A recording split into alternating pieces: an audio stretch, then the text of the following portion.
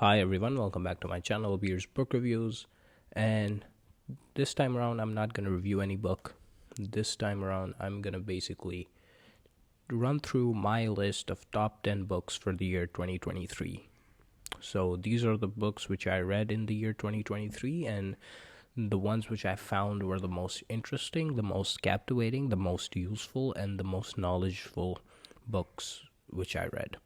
So basically, I've compressed all of that information for you. If you want to check out any of these books for yourself and read them, here you go. So I split it up into three categories, the three main categories which I indulged in 2023, which was nonfiction slash politics, astrophysics, and then fiction. So for most of my life, I have been reading a lot of fiction, but in the past year, I really shifted my focus from fiction to non-fiction. Sort of books related to politics, to human psychology, behavior, how the nations work, about economics, and all of that. So this is the category which was my major focus in 2023. And then apart from that, I also had a newfound interest in astrophysics in 2023. So I decided to pick up some books along the way to learn more about it and read about it. So I've put a few of those in there. And then fiction, I didn't read a lot of fiction books last year, but I did read one series which I reviewed on my channel as well, and it's gonna make the fiction. It's the only book in fiction, so it is the best fiction book which I read. Anyways, getting started.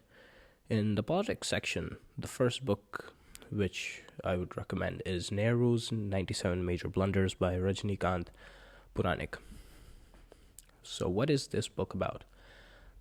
This book basically talks about Pandit Jawaharlal Nehru, who was the first Prime Minister of India, and what all he did which negatively impacted India before, during, and after independence. So, for most Indians, we think of Pandit Jawaharlal Nehru as being this all-righteous, super nice, kind person who liberated India without any flaws. But this book presents a new point of view on a lot of his policies and on a lot of his decisions, and it shows what all he did that have impacted India severely for the worse, and what have been the implications, and how we are in some ways still repaying for those acts. And number 2, we have What Happened to Netaji by Anuj Dhar. Again, this is one of those books about the time of Indian independence, and this one is about a different political figure of the Indian independence movement, which was Subhash Chandra Bose. He was the founder of the Indian National Army, and his death is surrounded in a lot of controversy because it is not really clear what happened to him. The official narrative is that he died in a plane crash, but of course there are a lot of conspiracy theories around that, and this book by Anuj Dhar tackles all of those conspiracy theories, ranging from did he stay in India, did he move to Soviet Russia, did he continue living in Taiwan, Tokyo, all of that. And it is not just speculations, it is based on a lot of facts and documented pieces of history, and in the end you're left to sort of reach your own conclusion. What narrative do you want to believe? Because in the end, you do have to believe one. Do you think he died in the plane crash, or do you think he died later on in Soviet Russia? Or do you think he died in the 21st century in India? Was he still alive during that time? That's left for you to answer, and you're given all the facts and documentations and evidence regarding those. So the third book is How to Win an Indian Election by Shivam Shankar Singh. So this book talks about, obviously, how to win an Indian election. It talks about how the political parties function internally, what all they do regarding their policy making, how they reach those conclusions, and how the average Indian voter thinks, what is the mindset of the Indian voter, and how the political parties make their policies around that ideology and that thought process to face it head on and to make sure that they garner the most support. And a major part of this book talks about the influence of social media and also traditional media in sort of shaping the Indian narrative, and it can act for the better or for worse in tremendous ways. The social media can boost a party from zero to winning a state election, but it can also throw a party off the pedestal a lot of times. So this book talks about basically all of that. It's a really nice book. The next one is one of my favorite books of all time, which is Whole Numbers and Half Truths by Rukmini S. So this book is basically a bunch of surveys and data points and statistics all put together in one book about India and how they trick Indian citizens. So it talks about polls which happen. It talks about sort of these questionnaires and quizzes which the Indian citizens partake in, and how the results and conclusions from those polls and statistics and surveys is often distorted and then presented to sort of provide a more negative or more positive point of view. So apart from that, this book also talks about a lot of important data points for Indians to know. Like one of the most shocking ones, which I mentioned in my review as well, was how low of a threshold it is for you to come in the top 1% of Indian earners. I think it's extremely low. I forgot the exact number, but by global standards and even by Indian standards, if you live in a metro city, if you are from a tier 1 or tier 2 city, you would think that this is a very low standard, but the reality is that India is so densely populated. There are so many people living here, and most of them work below average jobs. So when you add all of that up, it averages to a very low threshold for you to break into the top 1%. And that's why I love this book so much. It's not politically oriented, which is a very important part of sort of a book about statistics. It does not push any certain narrative on you. It just gives you a lot of data points to think about, and how some of the things you see in traditional media or on social media and these trends and these polls and these surveys, they might not be exactly accurate, and that they more often than not that they are distorted, and how you should cautiously approach them and how you should interpret their results. Okay, so the next book is A Nation of Idiots by Daksh Tyagi. Again, this is very similar to How to Win an Indian Election, in that it talks about the psychology of Indian people. But this time, it's not only about the psychology of Indians during elections or sort of the political psychology. It also talks about the Indian psychology in general, how we perceive mass media, what is the Indians' view on religion, on economics, and how a lot of the big policy changes such as demonetization were perceived by both ends of the political spectrum, what was done during that time, and how all of this accumulates into sort of in the end, how you see that the Indian people are not, for the most part, they do not think very rationally, or their thought process is not really well thought out. There's I'm forgetting the word. Yeah, the Indian people mostly group think.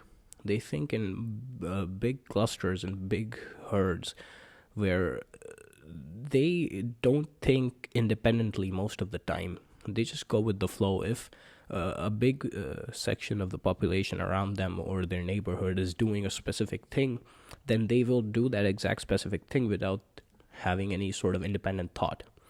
And for some people, this might be they might not like this because it is in a way criticizing the Indian people. But if you live in India, and if you sort of go out in public, you will end up seeing a lot of these people. Now, granted, for people who are, again, living in tier 1 or tier 2 cities, who are sort of more developed, who have sort of more access to resources than other places, this might not be true. But for a vast majority of Indians, that is their psychology. And the book talks about a lot of things, such as the state of politics, the state of women's safety in India, and religion, as I said. It's a really nice book. If you want to read it, go ahead, absolutely. But don't go into it with the prejudice of thinking that this book is going to criticize me and my neighborhood and my surroundings and my religion and my political identity. It's none of that. It is a good read, and it's really sort of giving you another way to think about things, and how it's basically a study of Indian psychology. And the results might not be to some people's liking, but unfortunately, that is the truth. Now, the next one is The Price of the Modi Years by Akar Patel. So this book is about India's Prime Minister Narendra Modi and what all he has done which negatively impacted the nation. Now, whenever you think about Narendra Modi, you mostly associate him and his government with a lot of positive reform, such as in the department of black money and money laundering and women's safety and religious safety. There's a lot of development that he has done and his government has done, but this book argues against it. And it is mostly very highly critical of Narendra Modi and all of his policies. So you might think that it is sort of pushing its narrative onto you, which it does in some parts, but the author does not make up the arguments willy-nilly. He actually provides the data points and the references to where he is getting his arguments from. And if you look into that, then it is true. A lot of there have been a lot of places in India where the development has not really worked in anyone's favor. So, yeah, that's it about the book. And one thing is that it does mention some positive growth during the Modi years, but that is mostly in regards to the ease of doing business and how Narendra Modi has impacted the businesses in India, how the industries have been impacted, how the telecom sector has been impacted, how all of these small and big businesses have had some positive growth under him. But for the most part, it's highly critical. And yeah, again, don't go into this book with the prejudice of thinking that this book is gonna criticize Modi and it is gonna be wrong. No, go into it very neutral, and you are gonna get sort of a lot of interesting conclusions from the book, which you might not have heard about or which you might not have thought about. Now, the last book in this segment is one I read recently, and it is absolutely amazing. It is The Coddling of the American Mind by Greg Lukianoff. I recently reviewed this book, so if you want to go into it in depth, I would recommend checking out my review. But in brief, this book talks about what is happening in American universities. What are the patterns, what are the trends, what are the psychology of the people in American universities who are studying right now, and how it is headed towards a dark path. How that path has already started and where it is heading.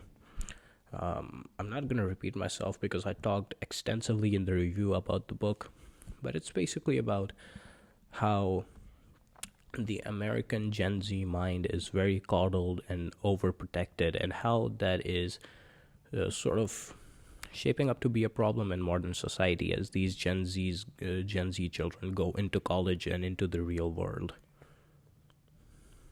Okay, so the next segment is astrophysics, and there are two books here. The first one will be Pale Blue Dot by Carl Sagan.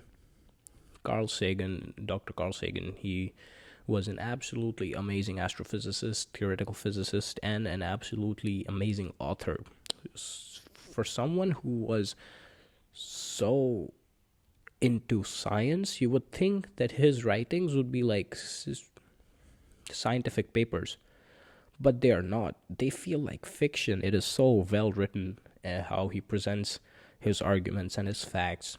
And this book basically talks about human space endeavors, what happened in the past, what we are doing right now, and what we plan to do in the future, and what would be the social implications of all of them.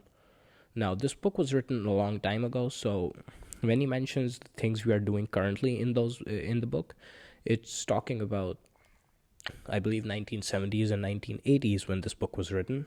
So yeah, that for us would also be the past, but this book also talks about the future in a very large time scale, not 10 years, not 20 years, but the next 50 years, the next 100 years.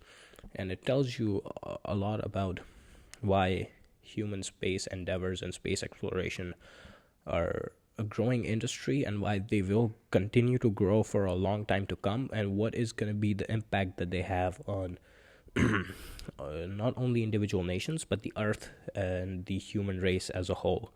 The social implications, the economic implications, the political implications, and how humans might just end up being a multi-planetary species, and what are the different programs by NASA and other space agencies which are working towards achieving those goals.